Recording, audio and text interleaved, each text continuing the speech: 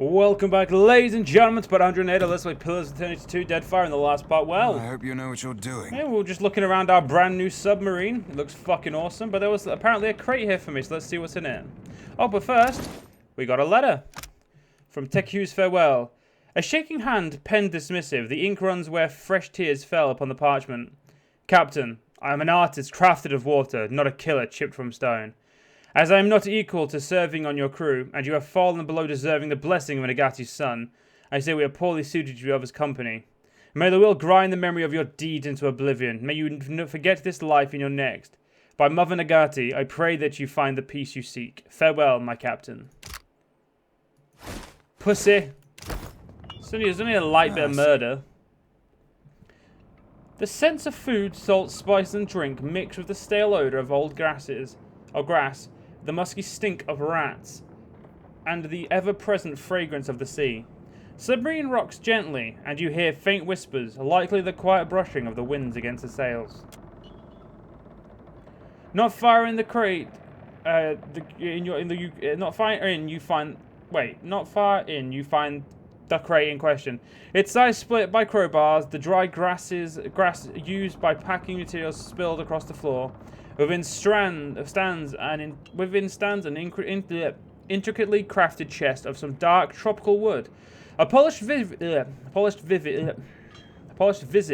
peers up at you, a triumvirate of wild animal faces carved in the swirling Hawaiian style. The front of the chest bears an iron latch affixed to a complex iron mechanism that runs to the top of four corners of the chest. You see no bolts or keyholes. Examine the latch. The arms hold the box together, but you see no locking mechanism. If it's a trap, you don't see any evidence of it. Examine the carve. Chewing on the knob of his pipe, Adir frowns at the crate. Looks like a whole mess of metalwork without much in the way of purpose. Not a trap on it. Examine the carvings. The three animals seem to be a spider, a stelagar, and a boar, but you don't know if they have any greater significance. Shochi's nose wrinkles at the image. I reckon this might be the Hawaiian hunting god, like Gallowayne, but not exactly. I will open the chest. You turn the latch to the right, and a series of metal arms shift with it. The clasps holding the top of the crate come free, and you easily lift the lid. Lying within, cradled by dry grass, is an Amuan head, the molted flesh of its neck raggedly cut free for the rest of its body, whatever that might be. Jyoti peers down at the grim cargo. I can't say I was expecting a head, not even a little. Want me to fetch my lantern? As you peer down at the head, you feel a strange prickling sensation along your skin. Soul energy rises from the crate, throbbing in the air in time with it beating of your heart. It begins to take shape before you. Plan.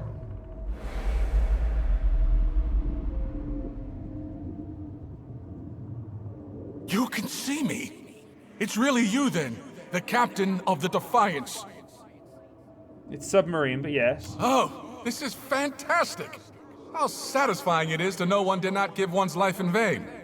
I come from the island of Kazuwari, and we need your aid. Okay, who is this we? Well, there's me, obviously. And then there's the caretaker, Humaire. She was the one who killed me and put my head in that box. And I suppose the people and souls of the island, as well. Okay, why did this Humaire kill you? We had to get a messenger to you, but we couldn't let me be seen leaving Kazuwari.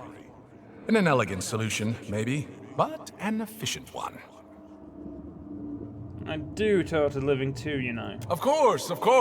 But anyone can do that. Well, nearly anyone.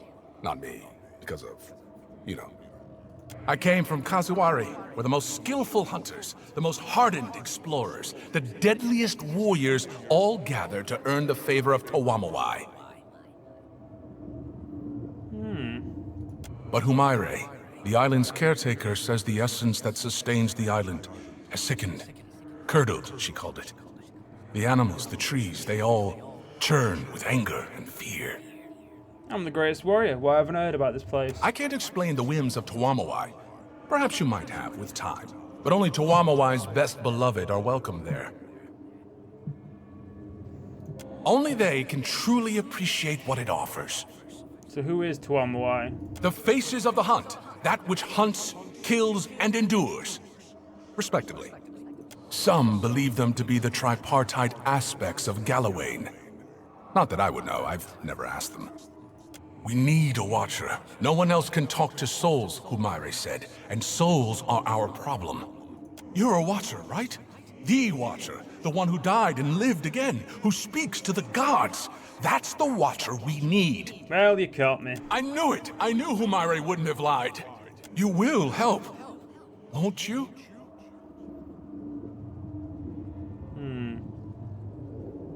So why in the god's name would I want to help you? Aiding us will require you pitch yourself against some of the toughest foes Eora has to offer. Speak to Humaire at Kazuari, Watcher. She'll be able to better explain the situation than I am. Get off my boat. I don't think I can. You're the only thing I see. Fuck. Alright, I promise nothing. I understand. You have a guide to chase. Kazuari's a huge island west of Hasango. It's pretty hard to miss, what with the high cliffs and waterfalls. There's one thing you should know.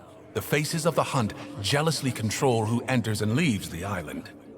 But there's a waterfall on the southern side of the island that will allow you to sneak in, so long as you're circumspect. I guess you should also know. He grimaces. The island's residents might not take too kindly to your presence if you're found. They're, prickly bunch. But I'm sure that won't be a problem for you. Helping people who don't want my help. Sounds like fun. They're really not so bad once you get to know them. They're almost nice. Well, no, that's a lie. But Humaire's all right. Once we've arrived, I can help you find your way into the heart of the island. You know, if you want me to, I wouldn't want to presume.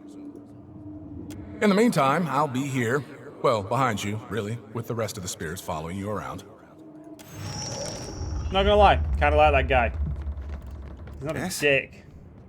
Do you need something? Must like your opinion on the Huana leadership. The Queen seems to operate with a light hand on the tiller, so to speak. He tugs the edge of his sash, thinking. And I think that's a good thing. What the Deadfire needs is someone who can lead its people without smothering them. I got time. But apparently nothing to say. Well, I hope you know what you're doing. Let's go see what dear Shoti has to say.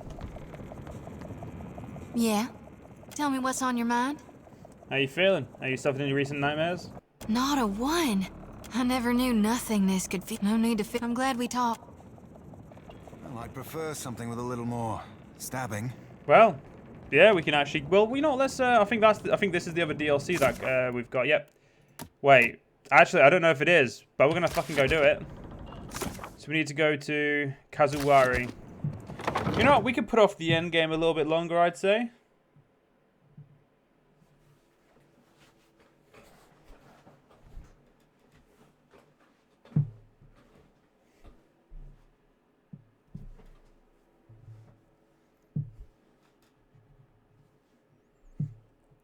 So east of Hasongo. West of Hasongo, sorry.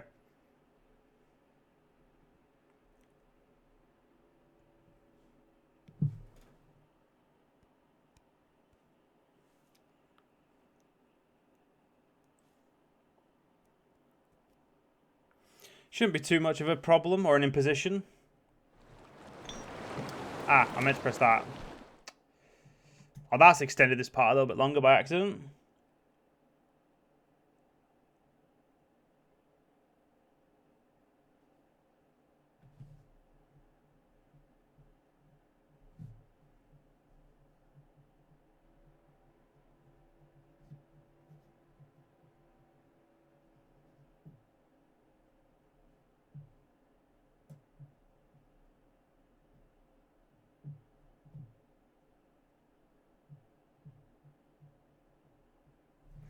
But let's just get there and see what to do here. No reason we can't. Well, I mean, the game might not load. You never know. That could happen.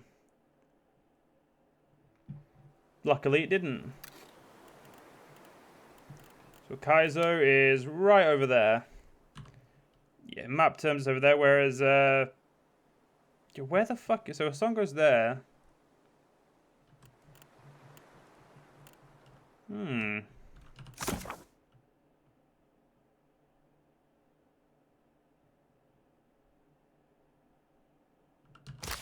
Due west of Osongo.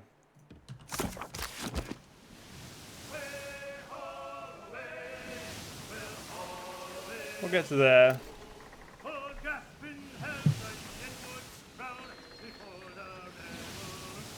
This is fucking cool. Not gonna lie. You find yourself in cold, suffocating darkness. There is a familiar weight in your hand. A lantern. It sputters to life, and the world shifts into focus. A staircase spirals endlessly below you. With nowhere else to go, you start down. A wave of blistering heat hits you. Then a sea salt wind.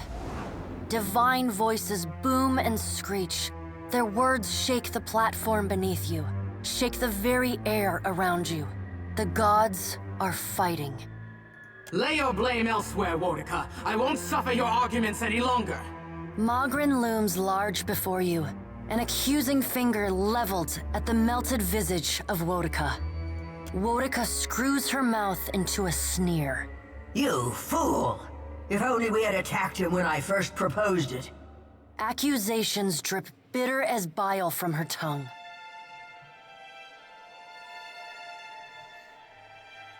Now I'll just wait until you're done. Ah, if it isn't Bareth's intrepid little minion. The pallid knight looks down at you, a frown etched deep in her otherwise statue-still features. I am afraid we are not at our best. The Watcher's returned. Perhaps we should hear what he has to say. Helia's birds chatter anxiously among themselves.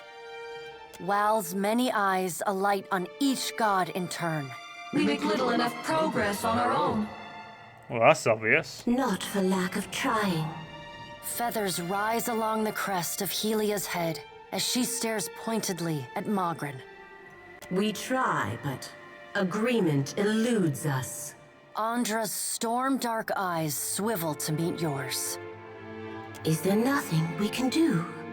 Mogren glances at the pallid knight from the corner of her eye. After a thoughtful pause, she speaks. The time has come for us to seize the power we have long left untouched, and absorb our scattered children. Andra nods, her lure bobbing bright. Terrible though it would be, perhaps you are right.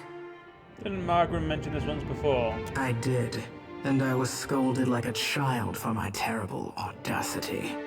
A curl of steam rises from her nose. The pallid knight looks on, impassive. Should we be killed, we may possess the bodies of our godlike children. Or should we face a force too powerful to stand against, we can absorb their souls, granting us additional strength. But we get ahead of ourselves. First, the Watcher must get to Ukaizo, and that will be a trial all its own. Right, because I haven't had one of those lately. Mogren smiles. And more are yet to come. The Guardian of Ukaizo has stood watch over that place for millennia. It will not stand aside, not even for Bareth's herald. Helia, who had been lost in quiet, anxious conversation with her birds, breaks in. It yet lives. Of course. Our progenitors crafted it. A pair of Helia's finches come to join Wal's floating eye. They hover just out of Mogren's reach and swoop in to poke her when she's not looking. And the Watcher will be forced to reckon with it if he wishes to confront Aethys. The birds at last linger too long, and Mogren slaps them away. They burst into a cloud of essence, then reform, and fly in a screeching chorus back to Helia. The Guardian of Ukaizo? A creature crafted by the Ingwithans to protect the machinery of reincarnation. It doesn't care much for visitors. Will you divulge our every secret to the Kith, Mogren? Mogren shrugs. If it suits me. Go prepared, Watcher. The Guardian will not stand aside, not even for the Herald of Bareth. Why can't you just, get rid of it? It is its own creature, Watcher. It does not listen to us. There is another topic we have yet to address. The Pallid Knight holds up one gauntleted hand, and the other gods fall silent. Tell me, Watcher, where do you stand? What do you think of Aothis' scheme to destroy the wheel?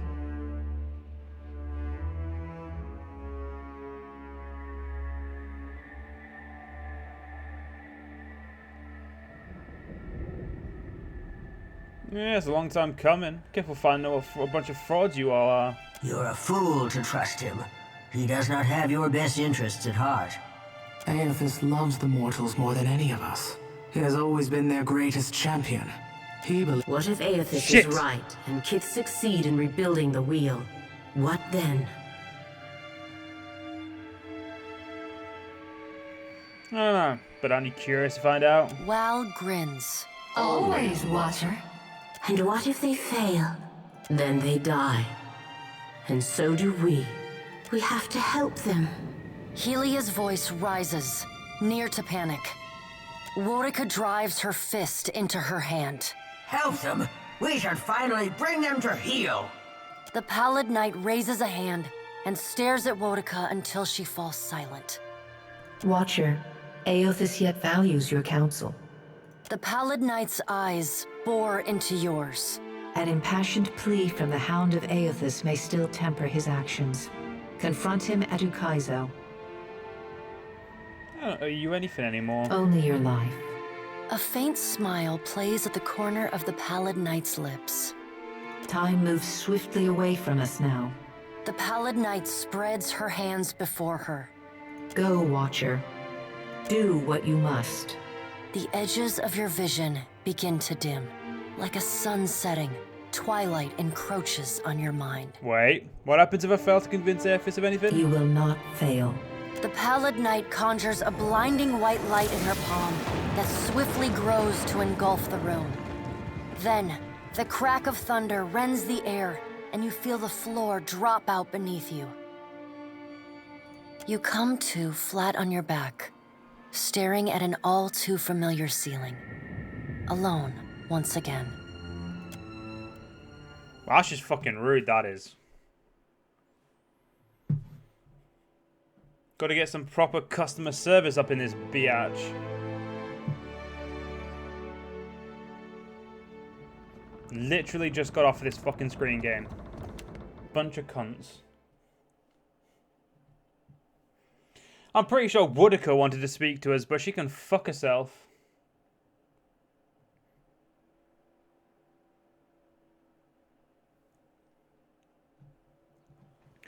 Anyway, unfortunately, John, we'll have to end this part here, and in the next part, we'll continue on. I'll see you guys then.